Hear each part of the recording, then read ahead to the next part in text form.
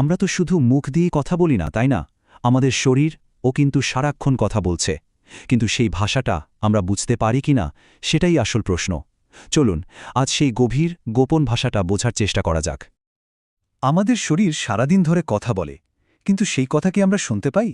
অনেক সময়, বেশিরভাগ সময়ই হয়তো না। ছোট্ট ছোট্ট সিগন্যালগুলো আমরা এড়িয়ে যাই, ঠিক ততক্ষণ পর্যন্ত যতক্ষণ না সেটা একটা বড় সমস্যার আকার নেয়। কথাগুলো কিন্তু কোনো শব্দে বলে না, শরীরের ভাষাটা অন্যরকম। এটা হচ্ছে ব্যথা, ক্লান্তি, নিঃশ্বাসের গতি, এমনকি চোখের ঔজ্জ্বল্য। এগুলোকে শুধু বিরক্তিকর জিনিস ভাবলে ভুল হবে। আসলে এগুলো হলো ডেটা, ভেতরের সিস্টেম থেকে পাঠানো খুব জরুরি কিছু সিগন্যাল। তো চলে আসুন এই যাত্রার প্রথম স্টপে যাই।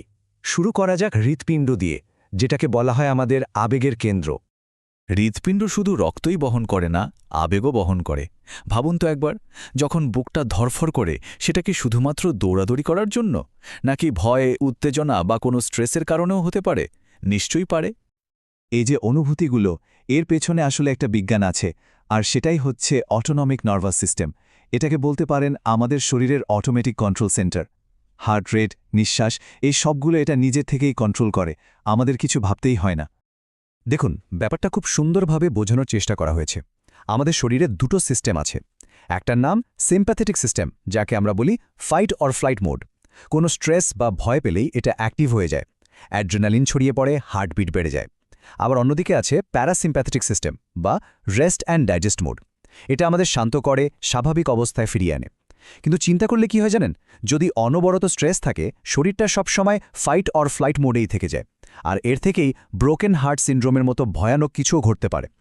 হৃৎপিণ্ড থেকে চলে আসুন এবার সরাসরি ওপর দিকে, মস্তিষ্কে। আমাদের মানসিক অবস্থা, মানে মন খারাপ, মন ভালো, এই সবগুলো কিন্তু শুধু অনুভূতি নয়। এগুলো আসলে মস্তিষ্কের ভেতরের কিছু রাসায়নিক পরিবর্তন। যখন খুব ক্লান্ত লাগে বা কিছুই ভাবতে পারছি না এমন মনে হয়, বা মন খুব খারাপ থাকে, এর মানে হতে পারে যে মস্তিষ্কের কেমিক্যাল ব্যালেন্সটা ঠিক নেই। দুশ্চিন্তা বা ডিপ্রেশন এগুলো শুধু একটা ফিলিং না, এটা আসলে একটা কংক্রিট কেমিক্যাল সিচুয়েশন। এই চার্টটা দেখুন, কি দারুণভাবে ব্যাপারটা দেখানো হয়েছে।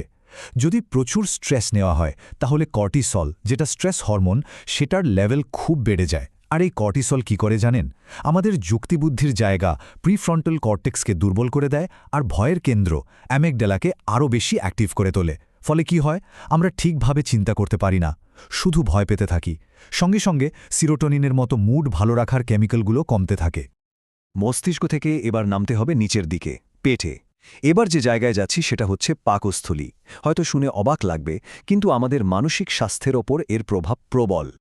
আমরা মাঝে মধ্যে বলি না, গাট ফিলিং হচ্ছে। এটা কিন্তু শুধু একটা কথার কথা নয়, এর পিছনে আছে গাট ব্রেন অ্যাক্সিস, মানে আমাদের পেট আর মস্তিষ্ক। এই দুটোর মধ্যে ভেগাস নার্ভ দিয়ে সরাসরি একটা কমিউনিকেশন নেটওয়ার্ক তৈরি হয়ে আছে। দুই দিক থেকেই কথা চলে। এজন্যই পেটকে অনেকে সেকেন্ড ব্রেন বা দ্বিতীয় মস্তিষ্ক বলে থাকে। একটা সংখ্যা 90%, অনেক বড় একটা সংখ্যা, তাই না? কিন্তু এটা কিসের 90%? কোনো আন্দাজ? অবাক করা ব্যাপার হচ্ছে, আমাদের শরীরের 90%-এরও বেশি সেরোটোনিন, যেটা আমাদের মুড ভালো রাখতে সাহায্য করে, সেটা তৈরি হয় এই পেটে। ভাবতে পারেন, এর মানে পেট যদি ঠিক না থাকে, তাহলে সেটা সরাসরি আমাদের মনের ওপর প্রভাব ফেলবে। দুশ্চিন্তা, বিষণ্ণতা এগুলো আসতে পারে পেটের সমস্যা থেকে। এতক্ষণ তো ভেতরের কথা জানলাম, এবার চলে আসুন দেখি কিভাবে শরীরের ভেতরের অবস্থাগুলো বাইরে থেকেও বোঝা যায়, যেমন চোখ, পেশি বা ত্বকের মাধ্যমে। আমাদের চোখ কি শুধু বাইরেটা দেখে? না, চোখ আসলে আমাদের ভেতরের নার্ভাস সিস্টেমের একটা রিয়েল টাইম মনিটর। পিউপেলোমেট্রি বলে একটা সায়েন্স আছে, সেখানে বলা হয় চোখের মনির প্রসারণ দেখলেই বোঝা যায় আমরা উত্তেজিত, নাকি ভীত, নাকি খুব মনোযোগ দিয়ে কিছু করছি। এখন একটা খুব ইন্টারেস্টিং টার্ম নিয়ে কথা বলবো, সোমাটাইজেশন। এর মানে কি? এর মানে হচ্ছে যখন মানসিক স্ট্রেস বা আবেগের চাপ শরীরে ব্যথা হিসেবে প্রকাশ পায়। অনেক সময় যে পিঠের ব্যথা বা ঘাড়ের ব্যথায় ভুগি, সেটার কারণ কিন্তু কোনো ইনজুরি না, সেটার কারণ হতে পারে জমে থাকা মানসিক চাপ। এই স্লাইডটাতে ব্যাপারটা খুব সুন্দর করে দেখানো হয়েছে। দেখুন কি হয়। কনস্ট্যান্ট স্ট্রেসের কারণে শরীরটা যেন সবসময় একটা হাইপার ভিজিলেন্স মোডে থাকে। ফলে কি হয়? পেশিগুলো সব শক্ত হয়ে থাকে। শক্ত পেশিতে রক্ত চলাচল ঠিকমতো হয় না। ফলে ওখানে ল্যাকটিক অ্যাসিড জমে আর একটা ব্যথার সাইকেল তৈরি হয়। ফাইব্রোমাইলজিয়ার মতো রোগের সাথে এর সরাসরি যোগাযোগ আছে। এবার আসি ত্বকের কথায়। সাইকোডার্মাটোলজি নামের একটা পুরো মেডিকেল ফিল্ডই আছে যারা মন আর ত্বকের সম্পর্ক নিয়ে রিসার্চ করে।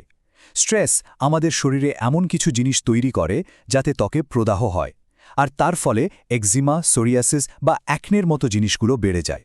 মানে বুঝতেই পারছেন, ভেতরের খারাপ অবস্থাটা বাইরের ত্বকেও দেখা দিতে পারে।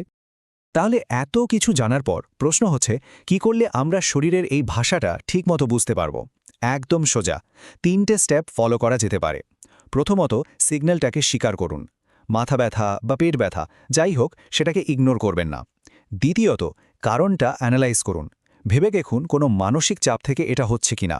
আর তৃতীয়ত, সেই কারণটা বুঝে ঠিক পদক্ষেপ নিন, হয়তো একটু বিশ্রাম বা কিছু ডিপ ব্রিথিং, যা প্রয়োজন। তো শেষ কথাটা হচ্ছে এটাই, শুনুন, বিশ্লেষণ করুন, উন্নতি করুন। নিজের শরীরের কথা মন দিয়ে শোনা আর সেটাকে বোঝার চেষ্টা করা, এটাই সুস্থ থাকার দিকে প্রথম এবং সবচেয়ে গুরুত্বপূর্ণ পদক্ষেপ। কারণ শরীরের ভাষা বোঝার থেকে বড় চিকিৎসা বিজ্ঞান আর কিছুই হয় না।